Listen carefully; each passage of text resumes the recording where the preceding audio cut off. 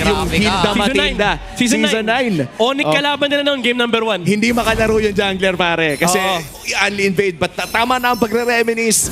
Tapos na rin naman ang boss. Pasok na ulit tayo sa ating Land of Dawn. May 2v2 agad sa mid. Mainit-init agad ang pasimula. Tapos si Yue, ganda nung burst na nakikita natin dito. And si Prince, actually, kailangan niya lumayo. Though nag-level 2 naman sila, pero there goes Demon Kite. Sisilip siya dito, kaso lang mapipigilan din siya. Pero si King Kong, ito yung sinasabi ni Midnight kanina, laging gitna yung pattern. Laging gitna papunta si King Kong. Oo, sinasabi niya. Lagi niya sinasabi yan na importante yung mga ikot dito ng mga jungle, lalo sa middle lane kasi na talagang na-enable niya si Super Prince, si Brusco na makaikot agad-agad and bawas yung pressure sa may middle lane, lalo kapag nakapag-force ka ng battle spell. Very interesting choice here mula kay Kelra. Ginamit niya agad yung kanyang second skill, level 1 pa lamang, para makakuha ng slight advantage against that Harith. And mukhang tuloy lamang ang bakbakan sa mga kanya-kanyang lanes. And as usual, no, kapag nakakita ka naman ng mga Uranus lane, kahit sinong kalaban yan, maliban na lang siguro kung CC o X-Borg, eh talagang kitang-kita mong tulak na tulak yung lane. Yeah. Ang kailangan isipin dito ng Onyx Philippines, how would they deal with the Uranus sa turtle fight? Baka humanap na sila ng trade, pero Aurora, kabisado nila yung mga ganyang pattern ni King Kong. In fact, sila yung pinaka-unang team na umimbento ng anti-King Kong pattern. Yung inuubos muna yung jungle bago mag-turtle. And so far, no, mukhang tuloy lamang ang laban dahil ang first turtle ng larong ito ay magsospawn na rin. Siyempre malapit ito sa XP lane. In fact, hawak na nga rin ni King Kong ang kanyang orange buff. Ang tanong ay magpo-purple ba muna siya?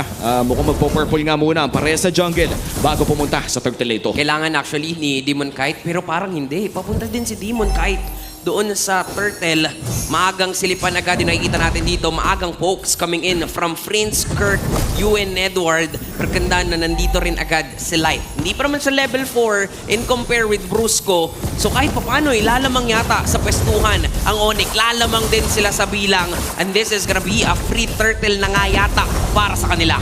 Edward mabibigyan lamang ng electrifying beats. Pero mukhang babalik din lang naman ang buhay niya dahil isa siyang Uranus. Kaya itigil na natin ito. Sakto-sakto, nandito na tayo sa mid lane. Kung saan mukhang balik na naman sa regular programming ang parehas sa kupunan. In terms of our gold lane matchup, Midnight, kamusta ba ang itsura ng ating gold lane? I would say ganito dapat ang itsura ng Harith versus Moscow, pantay halos. Kapag alam mo yung ginagawa mo for both sides, medyo static yung lane na yan. It becomes a battle of timing na yung Harith gusto lang naman niya makuha yung Starlium into Feather, tapos yung Moscow, of course, gusto lang mag-scale sa late game. So, happy dito yung dalawang gold laner. Actually, ang hindi happy is kanina si Demon Kite, medyo nag-hesitate siya na sumilip sa turtle or, nag-hesitate siya mag-decide kung sisilip pa siya sa turtle or pupunta siya sa purple buff. Unfortunately, may nakakita ata from Onyx na may shadow doon sa middle lane kanina. Kaya binurse kagad nila yung turtle. At napakabilis na decision na nagbigay sa Onyx Philippines ang pinakaunang pagong ng larong ito. And so far, wala pa naman malaking rotation para sa dalawang kupunan. Kung saan naghahanap lamang sila ng potential na agaw sa side ng Onyx Philippines. Nag-i-invade na dito si Demon Kite at mukhang isusubo na lang ni Edward sa kanya yung greens na yon. Hyperleash Uranus, pare. Gustong-gusto din niya actually ni Edward yon na dinidilaan siya nung Lizard. Oo. Diba? Kasi syempre, full stack Uranus niya yun, pare. Oo. Ay, sino nakakuha nun? Nakuha ni Kelra. Nakuha pa rin ni Kelra. Pero here we go. Edward, low on HP. Pero mamaya lamang ay full HP na muli ang Uranus na ito. Wala, naglolokohan lang yung dalawang yan. Naglolokohan lang talaga, pare. Direct. Uy, pero pupunta si King Kong sa taas ha. Pupunta si King Kong sa taas. At makikita nila kung nasaan si Edward. And that's gonna be the first blood na masasecure ni Sigma Joy King Kong. At alam mo naman, kung mababa pa, ay wag mo nang patahintayin pa na tumaas muli. Pero mukhang naghahanap ng trade si Brusco dito. Delikado, napapurify na lamang si Domeng. No way! Si Kelra. No way! Mukhang masasayawan pa nga at ma-outplay. Pero si Kelra na mismo ang magde-decide na lumayo. Pero sa gitna pala, nandito rin si Demon Kite. Napilitan si Super Prince gumamit ng Crimson Beacon. So hindi matutuloy yung Ugi Shadow Kill. Sakto yung timing ng Crimson Beacon. Sobrang pixel perfect. By the way, sobrang crucial din yung Purify ni Dominic kaya siya nakakuha ng upper hand. Uy! Flicker si Kurt. AOG connecting on to 2. Pero nandun na rin yung Tsunami Slam. Coming in from Light. Talon lang ng talon mula kay Kurt. At si King Kong pa nga makakakuha ng turtle. Hahabol pa dito ang Super Fama. Pero hindi na yata nila itutuloy. Rekta invade na lang sa orange buff. Amazing start para dito sa Onyx Philippines. Already 900 gold lead at isa sa kanilang kills ay napunta pa sa kamay ni King Kong. Ito talaga yung sinasabi natin kanina. Bawal mo sabihin sa Onyx Onyx kung ano yung mga pangit at magandang pick. Kasi somehow they make it work. King Kong, once again, finding a kill onto Edward. Wow. Insane. Imagine mo, no, yung Uranus, pinakamakunat na miyembro ng side ng Aurora Gaming.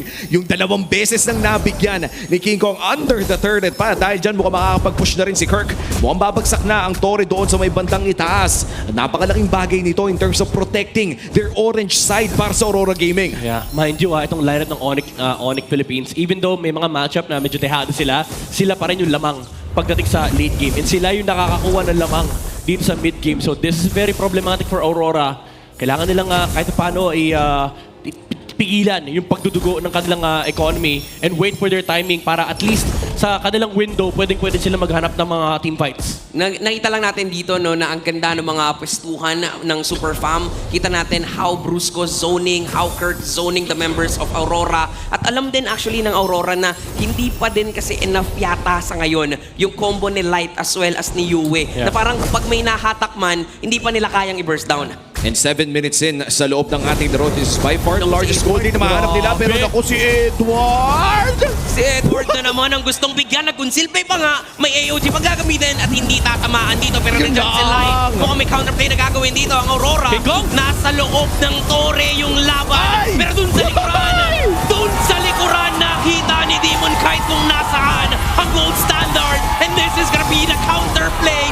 Triple ang masesecure ni Light. At Recta Turtle pa ata ang call. Si Super Friends lamang ang matina na natiling buhay para sa Onyx Philippines. And with that team fight win, 4-0 plus the Turtle, mai-equalize ng Aurora Gaming ang larong ito. Super big turn para sa Aurora, punishing yung greedy play ng Onyx Philippines. Dinive nila Uranus na napakakunat. Under the surge of life din, mula kay Light, nakarami ng suntok. Yung Kalea, umuulan ng HP sa side ng Aurora. Oo, kitang-kita yan, no? Talagang yung Zaman Force din ay nakatulong pa nga kung saan kontrolado ng Aurora ang box na yun. And to be fair, no? Kumabit din kasi yung quad shadow kay Ay, na. Kelra. Nawalan bigla ng choice yung Moskov. Tsaka nawalan sila ng damage dealer eh, no? Ganda nung burst actually ni Demon Kite. Na mahanap niya kung nasaan si Kelra. Oo, kasi kapag tinanggal nila yung Moskov sa equation, yung join na lang yung kalaban nila, pero kaya nilang i-outlive yung damage output ni King Kong at this point kasi hindi pa ganun kasakit yung mga procs ng electrifying beats mula dito kay King Kong. I'm actually surprised na ginaw yun ng Onyx Philippines considering na kung gaano kakunat yung heroes ng Aurora. Uy, may laban na naman.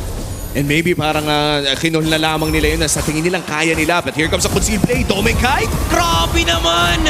Yung proteksyon na manggagaling kay Light. Merong Purify na gagamitin dito si Domeng para lang mabuhay kasi nahabol siya ni Kirk.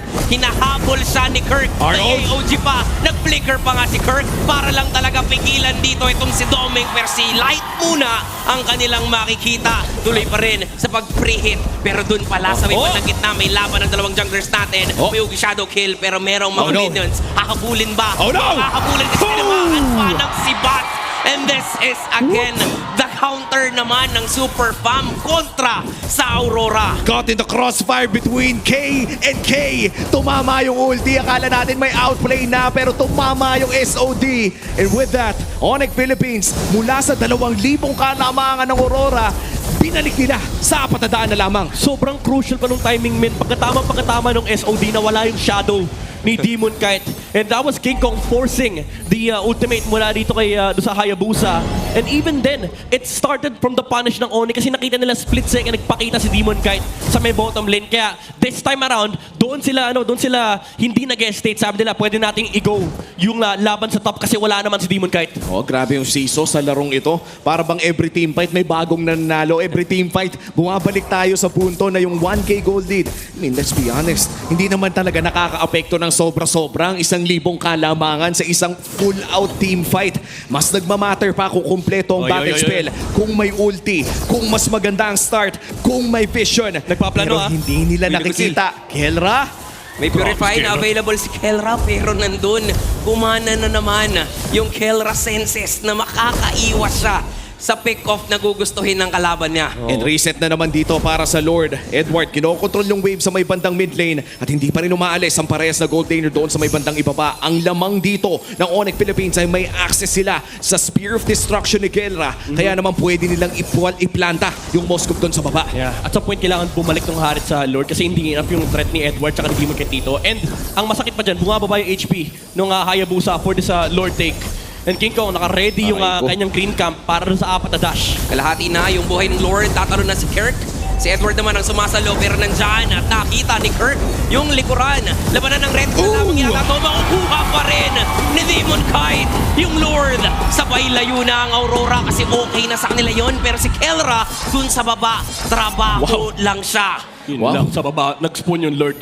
Medyo malas for Aurora kasi nandun kagad yung Moscow. So kahit paano, malilinis kagad to ng Onyx Philippines. And now they're still in position to actually play aggressive knowing na may numbers advantage pa sila. Oo, mukhang mananakawan nga rin ng purple buff dito side ng Aurora Gaming. Onyx Philippines, kahit pa sabihin natin hindi nila nakuha yung Lord, sila pa nga ang nakakuha ng gold lead mula dito. Isa na namang negative Lord play. Oo. Interesting tong build ni King Kong. Concentrated. I mean, yung Genius 1, madalas na natin nakikita yan. Yan yung semi-substitute ng Stallium site kasi medyo walang silbi sa Joy. Kasi hindi mo na ma-abuse yung number of dashes mo. So, medyo sustain while dealing so much damage dito yung Joy ni King Kong. And ang kinagandahan dyan is may enough HP siya to survive the shadow kill. Dito rin natin masasabi no, kung gaano kadikit talaga yung rivalry nitong dalawang to. Kasi palitan lang talaga Oo. kung sino yung may hawak ng gold lead. Kanina yung 1,000 nasa Aurora, ngayon hawak na ulit ng Onyx. Ganda pa nung pwesto ni Light. Kaya nga eh. Ganda nung Oo. pwesto ni Light. Grabe yung mga plano ni Light dito no? Kapag gumana, all according to Keika ko talaga eh. Two world-class teams ba naman ang nagtapat ngayong gabi? Kanina, nakakita tayo ng 13-minute game. Ngayon, papasok na tayo sa ganong teritoryo. Oh, light. Para bang may iba na naman na magaganap dito. Still, nobody pulling the trigger. Ayaw talaga nila mag-all-in kung wala namang paglalabanan at kompleto ang battle spells para sa pares na kupunan. Ito na yung inaabangan natin. No? Kapag kompleto yung battle spells, usually nagiging mas matapang ang rotation ng mga teams natin. Yeah. For Aurora dito, as much as gusto nila mag-force ng mga battle spell, parang pwede kasing i-force yung flicker ni Kirk or kahit yung purify man lang ni Super Prince. Ang problema kasi, as long as di nila kita yung Moskov, pati na rin yung Joy, hindi sila ganun ka-confident na mag-initiate ng laban. Unlike before na pwede nilang gawin yun, ngayon kasi may damage na yung Onyx Philippines. So yung punish medyo mas pataas. And so far, no, yung mga punish na nakikita natin on both ends ay para bang talagang game shifting siya. Kanina pa natin pinag-uusapan na babanggit na nga rin natin yung salitang siso kung saan minsan lamang yung isa, minsan yung isa naman ay nakakaangat ng bahagya. At katulad na lamang habang nag-uusap tayo yung 300 lumipat sa Aurora Gaming, hindi pa rin natin makikita na magkaroon ng malaking kabaguhan ito maliban na lang no, sa susunod nating Lord fight. At ngayon napapasok na tayo sa late game. I would say, no, nakapag-farm na ang lahat. Sino na ba yung nalalamang in terms of heroes na meron sila? In terms of heroes lang, kung ano yung natural duties nila, lamang yung Onyx because of the slow push factor. Pero maganda yung ginagawa dito ng Aurora, no, na talagang pinapadala nila si Tomica at si Light to address kung ano man yung pwedeng buuing pressure doon sa may bottom lane. So for Aurora, they still have the teamfight tools to deal with the heroes of Onyx Philippines. Lalo na si Yui dito, pwede niyang mas-snipe si King Kong. Pero sa position kasi na to, kailangan talaga nila mahanap yung Joy. Ang problema, typical Joy play na to, yung ganyan no, yung aatake yung green cap sa gilid, tapos tsaka siya mag-charge ng 4 na dash. Para ready siya no, anytime kailanganin siya dito at mukhang ready na nga ang dalawang teams natin para kunin yung Lord. Though, marireset pa pala. Si Edward yung binabanatan nila dito pero napakakunat na. Pero sa baba, si Kelra tumatrabaho lamang at napilitan si Demon kahit na mag-react. Oo, at nakita na nila si Demon kahit ano kaya ang gagawin ng Onyx Philippines dito. Mukhang hindi naman nila bibiglain ang Lord na ito. In fact, magre-reset sila. Poprotektahan muna nila ang kanilang mga waves. Kelra nagpakita muli dito sa may bandang ibaba. At mukhang tuloy ang programa para sa parehas na nakupunan dito. Sadyang may mga nakaplanta lamang sa loob ng Lord. Wala yung Hayabusa, baka mag-spear. Si Edward dito, binaburst down pero hindi yata si Edward talaga yung alam nilang yan yung bubuhusan natin ng lahat kasi babalik at babalik lang yung buhay niyan and magiging matagal yata talaga itong Lord Dance na to. Oo, napakatagal ng Lord Dance na to, men. Problema kasi hindi nila masilip yung yung bush kaliwa men, yung nasa harap ng purple. Kasi kailangan nilang mapatay yung Green Cup dyan. Kanina pa tinatambay ni King Kong. 10k na lang yung Lord. 10k na lang yung Lord. Si Super Friends ang So, nakita ni Yue. Pero nadalaman si Demon Kite ang makakasecure ng Lord.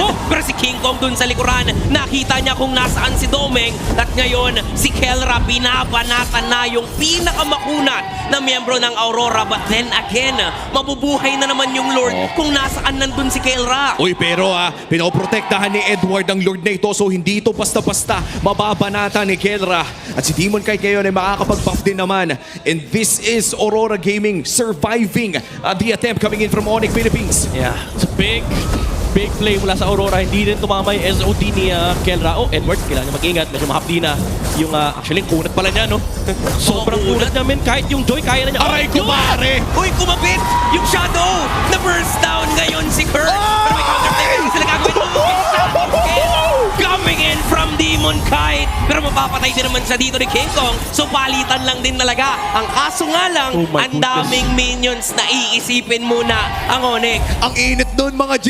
Imaginein mo yung SOD ay naiwasan niya gamit yung Ugi Shadow Kill. At ngayon makakapasok din naman. Nahila ang makapabalik. Yue delikado na pero mukhang makakapag-rush yung Umbrella free. At papasok na muli. Domeng Kite with the only dashes. Sumasayaw na ngayon si Domeng. Pwede silang kumuha ng tore, pero pwede rin silang rumispeto muna. Napakainit ng mga laban na nakikita natin ngayon. Sabi kasi ni Kelra, bigyan natin ng absolute cinema. Kaso yung message kay Domeng Kite, pinersonal ni Demon Kite, sabi niya akutin. Pero buti na lang talaga for Onyx, may Flying Clouds. Umabot yung ibang members dito ng Onyx, napatay ni King Kong yung Hayabusa, pero that was a big play, taking down the Moscow of Onyx. Oo, nakakabigla din kasi, no? Medyo napalalim dito si Kirk. Kaya naman talaga, ibinigyan agad ni Demon Kite. Look at this, SOD to the Quad Shadow, Ugi Shadow Kill. And maybe mapag-iisipan na ni Kelra, no? Kung kailangan ba niya ng Wind of Nature. Pero so far, ang naging choice niya dito ay Rose Gold Meteor. Yeah. Defensive item na nakakatulong din naman against this Hayabusa pick. Yeah. Tsaka ano din kasi may Kagura. And in fact, pati na rin yung Harith. Pwede niya sabayan yung Harith sa sundukan kapag meron siyang Rose Gold. Pero kanina, yung ulti ni Yue, yun yung medyo nailang yung Onyx Philippines sa pumasok. Kaya naman, ang laki ng freedom ni Demon Kite na laruin yung Shadows sa loob ng skirmish na yun. But right now, reset yung game. Hawak ng Aurora yung kabilang side ng mapa of the Lord. Pero no, parang sa last 50-50 Lord fights natin na both junglers available sa kanilang retry battle ay nakalamang si Demon Kite. 2 Lords na na-secure ng Aurora Gaming at 20 segundos na lang bago lumabas ang ating unang Evolved Lord na lalabas sa larong ito. At alam naman natin ang rule ng jungle, men. Magbago man ang meta, magbago man ang mapa, iisa pa rin ang rule of the jungle, pare. Rule of the Pogi. Sa'yo na lahat ng purple, ng orange, yung mga turtle, pati yung mga unang Lord. Oo. Basta yung huling Lord, akin. At yun ang ating pwedeng makita dito. Tingnan natin kung gagawin nga ba ni King Kong ang halos imposible para sa Onyx Philippines, stealing away this Evolved Lord. At simula na nga ng laban para sa Lord. Pero i-reset uli nila. Kalma lang muna. Magiging mahabang Lord Dance na naman to.